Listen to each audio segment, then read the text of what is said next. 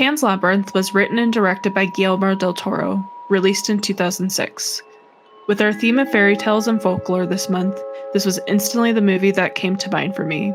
My first viewing, I was deeply emotionally affected, which has left an impact on me over the years, and holds a special place in my heart. It was during a time in my life where I was trying to escape from my own reality, very much like our main heroine, Ofelia.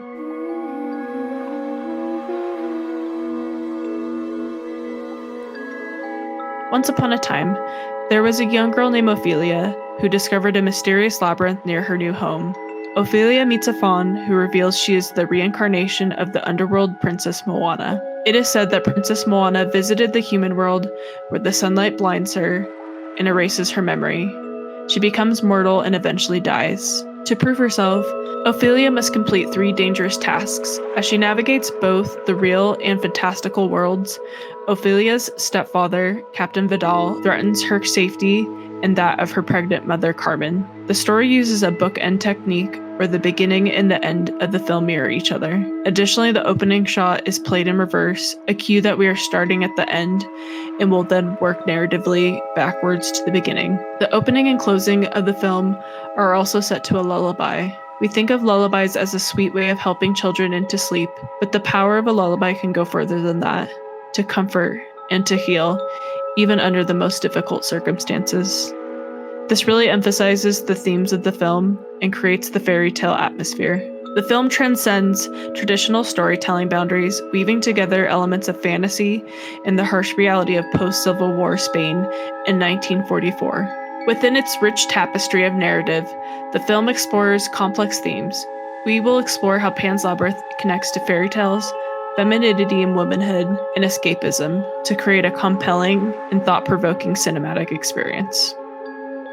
Chapter 1: Fairytales. When we first meet Ofelia, she is with her pregnant mother Carmen, who is criticizing her love of fairy tales. Carmen says, "Fairy tales? You're a bit too old to be filling your head with such nonsense." This is later contrasted with Mercedes, Fidel's housekeeper, where Ofelia can openly talk about the faun and the creature she's encountered to Mercedes. This is Ophelia's chance to indulge in her childlike tendencies without judgment. Ofelia seeks comfort and maternal affection from Mercedes, while Ophelia's mother is having health issues from her pregnancy. Mercedes hums the same lullaby from the beginning of the film, which is diegetic to Ofelia, providing comfort to her. Pan's Labyrinth draws heavily from the narrative structure and symbolism of several classic fairy tales and folklore, such as Alice in Wonderland with Ophelia's costuming, and discovering the labyrinth like Alice in falling down the rabbit hole to Wonderland, or the Red Slippers giving a nod to Wizard of Oz, or possibly even Hans Christian Andersen's The Red Shoes. Another example is The Pale Man, which was influenced by Japanese folklore of the legendary monster Tonome, the ghost of a blind man whose eyes are located in the palms of his hands. The references and influences are abundant, yet the narrative maintains its freshness and distinctive identity. The labyrinth itself serves as a metaphorical journey into the depths of our protagonist, Ophelia's subconscious mind. The faun, a mysterious figure, acts as a guide for Ofelia, leading her through a series of tasks that test her bravery. Like the heroines of many fairy tales, Ofelia encounters mythical creatures and fantastical challenges that mirror her inner struggles. Reality and fantasy blend constantly throughout the film, like Ophelia's second task with the Pale Man. The Pale Man sits at the head of a bountiful feast and gorges on the flesh of children, contrasted with Vidal sitting at the head of a lavish political dinner party and discusses his plans for stricter limits on ration cards. The Pale Man symbolizes how she views and represents Vidal, a gluttonous and moral being with absolutely no regard for human life, including children like herself. Ophelia's tasks provided by the faun are reminiscent of fairy tale quests, and represent Ophelia's journey towards self-discovery and empowerment. Chapter 2: Femininity and Womanhood. Fairy tales teach us about growing up and letting go. With that said, a lot of fairy tale stories are often coming-of-age stories.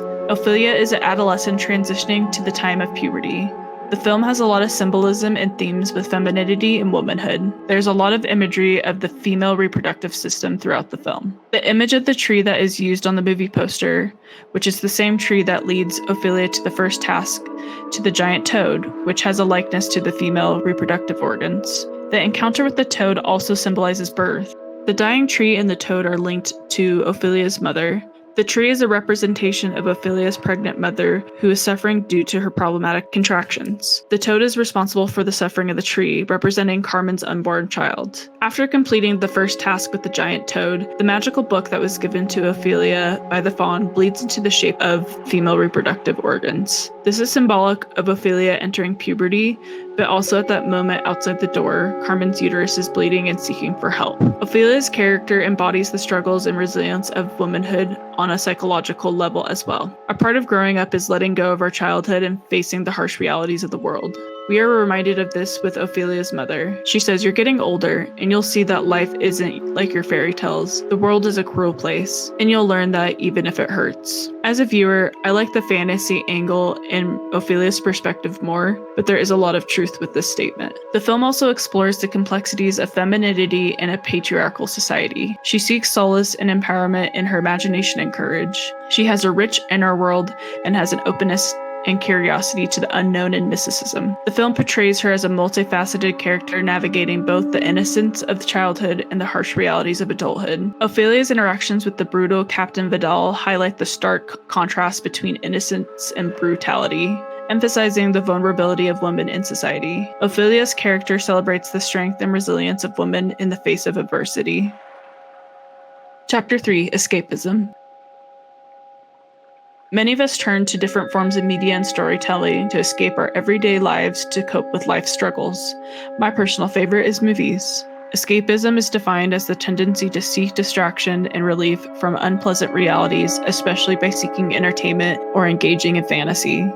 Ophelia's journey through the labyrinth can be interpreted as a metaphor for her attempt to cope with all the trauma around her. Each task she undertakes in the labyrinth represents a challenge she must overcome, nearing the process of healing from trauma. At the final task, the faun commands her to spill blood of an innocent, in this case her baby brother, into the labyrinth before she can be welcomed again as the Princess Moanna. She refuses for her brother to be harmed, and the faun refuses to accept her back into the kingdom and disappears. At that moment, Vidal catches up to Ofelia, grabs her newborn brother, and shoots Ofelia. It's at this point in the film that we see that Vidal cannot see the faun.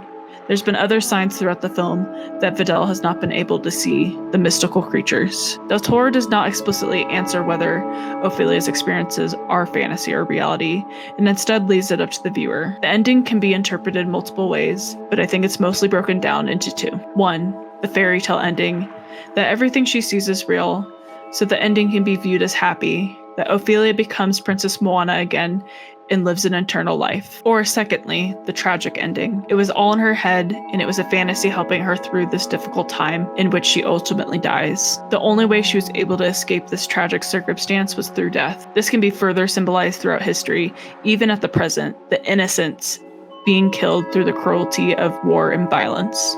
I think it ultimately is a mix of both. I think that is the power of Del Toro's storytelling here. At its core, Pan's Labyrinth is a deeply psychological exploration of childhood trauma and its lasting effects. A spiritual journey that teaches Ofelia and the audience about the necessity of disobedience and the price and rewards of such disobedience. Ophelia's journey in the labyrinth can be interpreted as a coping mechanism for dealing with the violence and despair of her reality. Through Ophelia's journey, the film highlights the resilience of the human spirit and the transformative power of imagination in overcoming trauma. Final thoughts. Pan's Labyrinth intertwines themes of fairy tales, femininity, escapism, and more, weaving together a haunting and poignant narrative that resonates with audience since the film's release. This movie stands as the testament to the enduring power of storytelling and the human capacity for resilience in the face of adversity. The film invites viewers on a journey of self-discovery and introspection. By intertwining elements of fantasy with harsh historical realities, Guillermo del Toro crafts a cinematic masterpiece that I find solace and escapism through. The end. If you liked this video, please give us a subscribe, a like, a comment. We would love to hear from you. Having so much fun doing this project with Kelli, and I'm just learning so much about myself and about women in film. So until next time, everyone, stay magical.